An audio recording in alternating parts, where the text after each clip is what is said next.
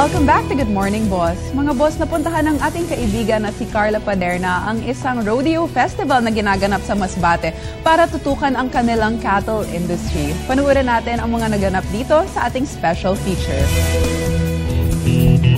Ito ang Masbate. Nasa timog parte na ito ng Bicolandia. Dahil sa kanyang lupain at lapit sa Batangas at Manila, naging maganda ito para sa pagpapatayo na kung saan ngayon kilala ang probinsya.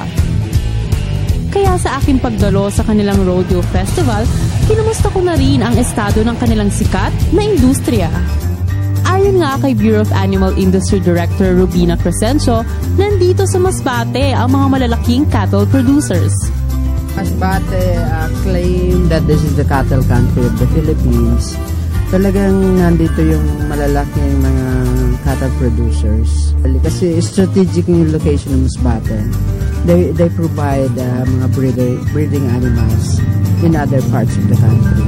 Ayon naman kay Masbate Governor Rizalina Lanete, bumaba man daw ang estado dati ng kanilang cattle industry, ngayon naman ay unti-unti na nilang sinusulong ang paglago nito. For quite some time talagang bumaba, pero ngayon po bumabalik na. Kaya nga we're here to promote our cattle industry. Ang dami kasing may-ari ng cattle dito, kaya we have to do our industry talaga. Papalaguin natin yung cattle industry ng Masbate.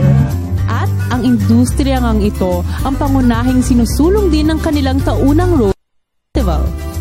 Ito ang cattle drive. Parte ito ng kanilang rodeo festival. Ito ay isang reenactment kung paano nila dati dinadala ang mga baka mula sa rancho hanggang pier papunta sa Maynila.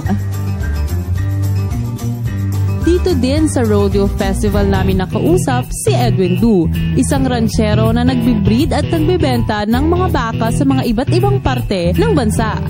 Itong binibreed namin, pag dinadala namin sa ibang lugar, halimbawa, example, Ilocos, Batangas sa Padre Garcia, gusto nila yung mga ganyang breed na kasi mabilis to lumaki kaysa ikumpara mo yun sa mga ordinaryong baka.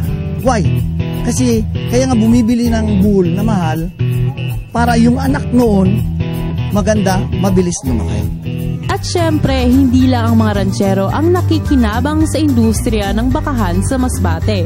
Nakadepende din ang maraming ordinaryong Masbateño dito kagaya ni Mang Virgilio. Kaya ma'am, kami na para kami sa aming mga anak, nag-aalaga kami ito ng mga baka. Pambigay ng gobyerno ito sa amin. Pero pagka babae, kinukuha nila nanay, ang anak sa amin na. Kaya pinalalaki namin, ipabinda namin. At dahil nga napakalaking potensyal ng Masbate pagdating sa bakahan, tinutulungan na rin sila ng gobyerno para mas mapabuti pa ito. Mayroon kami ditong cattle farm sa Masbate. So that ang role namin sa government is to promote genetic improvement program. So we make it a point that the government and producers are very close. Patuloy nga ang paglago ng livestock industry dito sa Masbate at dito sa Rodeo Festival nakita ko kung paano pahalagahan ng mga taga Masbate ang kanilang pangunahing produkto. Ako si Carla Paderna at ito ang Rodeo Festival 2014. Wow, maraming salamat sa iyo, Carla. Mukhang nag-enjoy talaga siya dito sa Rodeo Festival. Ang ganda ng segment niya, di ba? Food trip minsan. Tapos ngayon na mapunta pa siya dyan sa Masbate. Food trip plus adventure na. Yan, so talagang makikita natin na meron pa tayong other venues talaga pwede natin mapuntahan this summer.